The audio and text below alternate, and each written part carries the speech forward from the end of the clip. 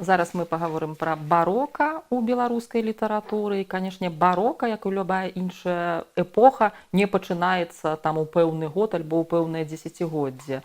Але барока ўжо на Беларусі збліжаецца з еўрапейскім барока па часе, таму што еўрапейская барока это 16-та, пераважна другая палова 16 стагоддзя. І ў нас ужо у 80-х гадах 16 стагоддзя барока спадарожнічае рэнесансу, пераплятаюцца рэнесансныя і барочныя тэндэнцыі. І перадусім ізноў жа гэта назіраецца у лацінамоўнай паэзіі. Менавіта паэзія канца 16 стагоддзя надзвычай плённая, надзвычай багатая ў гэтым сэнсе. Больш за ўсё лацінамоўных твораў з'яўляецца ў гэты час, і наша лацінамоўная гераічная эпапея Радзівіліяда – гэта гераічны эпас Вялікага княства Літоўскага. Трэба адзначыць, што менавіта ў эпоху барока асабліва выпукла заўважаецца супрацьстаянне дзвюх асноўных традыцый, звязаных з дзвюма асноўнымі канфесіямі нашымі – праваслаўе і каталіцызм. Каталіцкая культурная парадыгма развіваецца паводле заходнееўрапейскай мадэлі. І тут вялікае значэнне мела тое, што ў 1570 годзе была адкрыта першапачаткова віленская езуіцкая калегія. У 1579 годзе яна была рэарганізавана ў акадэмію, і ў 1580 годзе кароль Стэфан Баторый сваім прывілеем зацвярджае юрыдычна існаванне гэтай акадэміі. Мы атрымліваем першую вышэйшую навучальную установу.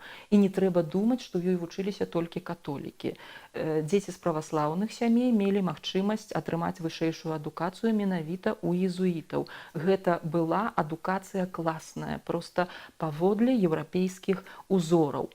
І гэта вызначыла многія тэндэнцыі ў развіцці прыгожага пісьменства. У нас развіваецца вытанчаная паэзія, ізноў жа паводле еўрапейскіх узораў, але трэба памятаць, што заставалася і другая культурная парадыгма, звязаная з праваслаўем. І тут трэба ўсведамляць спецыфіку гэтай культурнай парадыгмы. Пра гэта вельмі добра пісаў яшчэ ў 19 стагоддзі расійскі літаратуразнавец Пякарскі. Ён прыводзіў адзін з помнікаў канца 17 стагоддзя, калі ў Маскву прыязджае наш Семён Полацкі, была выказана такая перасцярога, што прыязджаюць да нас у Маскву многія, якія вучыліся ў Рыме і ў Польшчы, і прывозяць з сабой нейкія небяспечныя веды. А довольно, бо есть православная вера ко спасению, и не подобает верным прельщатися через философию и суетную прелесть. Такім чынам, праваслаўе арыентуецца на іншыя рэчы у параўнанні з каталіцкай культурнай парадыгмай.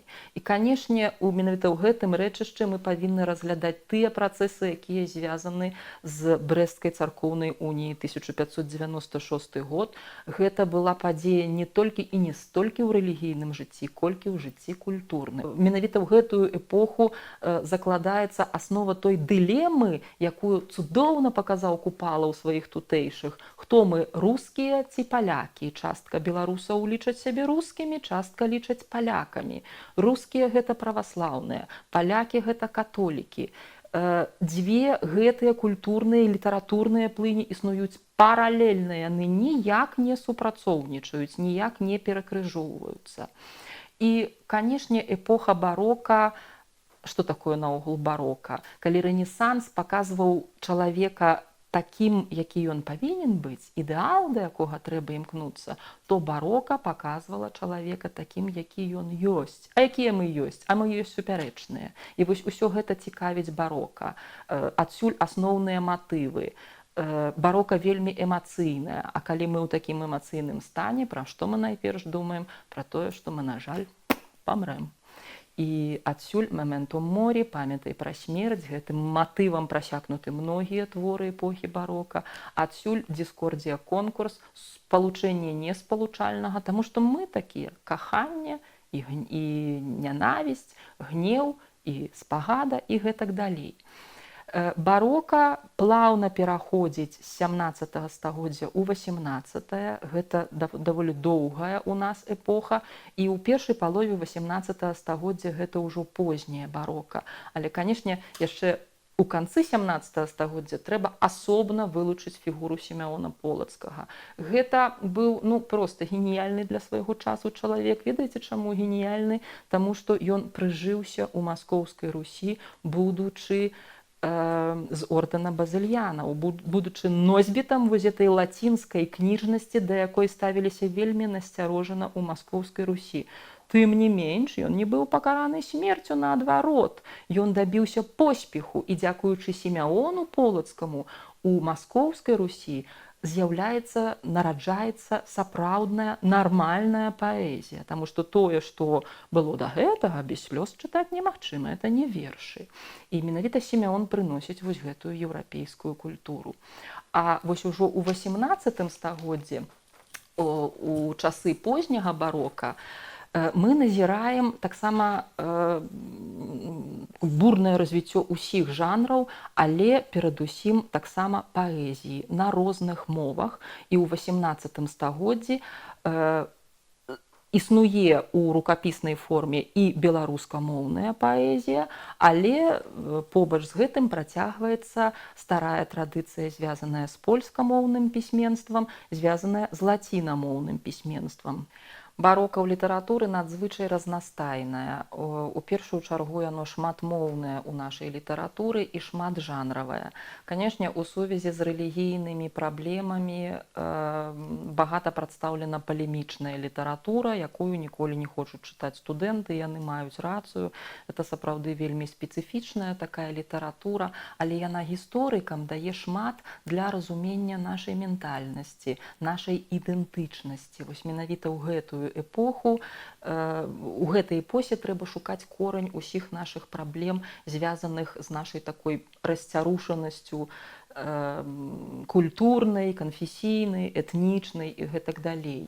Эпоха барока розная яшчэ ў тым плане, што вельмі розныя пісьменнікі. Канешне, калі это палемічная літаратура, палеміка паміж праваслаўнымі і уніятамі, паміж праваслаўнымі і католікамі, то ўдзельнічалі ў ёй рэлігійныя пісьменнікі, значыць, суровыя такія святары ў адпаведных строях і, так бы мовіць, дзядзечкі ўсе, так, пра жанчын там не магло быць гаворкі. А ўжо ў 18 стагоддзі ў літаратуры з'яўляюцца свецкія людзі і нарэшце ў нашай літаратуры з'яўляецца жанчына. Гэта Францішка Уршуля Радзівіл, але пра яе лепш гаварыць ужо ў наступнай эпосе. У літаратуры эпохі барока праблематызуюцца многія вельмі важныя рэчы. З'яўляецца паняцце адшчапенца. Гэта мае дачыненне таксама да рэлігійнай палемікі.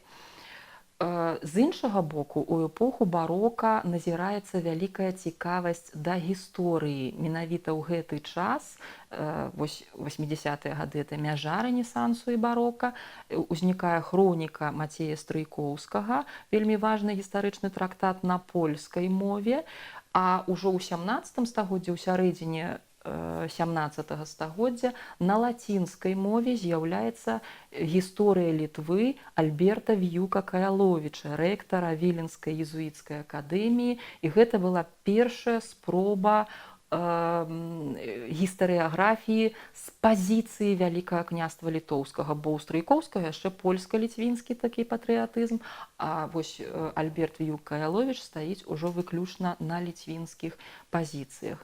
Ну і, як я сказала, барока хацела бачыць чалавека такім, які ён ёсць, з усімі яго плюсамі і мінусамі. І ў гэтым сэнсе барока прадстаўляла самыя розныя магчымасці для спасціжэння навакольнага свету. У эпоху барока вызначаецца асобным чынам уніяцкае пісьменства. Гэта ўжо трэцяя культурная парадыгма, якая вельмі моцна паўплывала на развіццё літаратуры на Беларусі. І ў гэтым сэнсе я хачу адзначыць лацінамоўную паэму, якая з'явілася ў 1728 годзе, і называецца яна «Езафатыда», і прысвечана жыццю уніяцкага арцыбіскупа Ясафата Кунцевіча. Цікава, што ў гэтай паэме аўтар робіць спробу такіх расшуканняў у старажытнай гісторыі ўсходніх славян. І вось менавіта ў гэты час мы знаходзім у літаратуры інфармацыю пра невядомае нам хрышчэнне Русі, пра нейкія невядомыя факты з ранняй усходнеславянскай гісторыі. Таму вось літаратура гэтага перыяду вызначаецца не толькі мастацкімі вартасцямі, яна вельмі пазнавальная, і яна можа прынесці карысць даследчыкам у самых розных галінах навукі.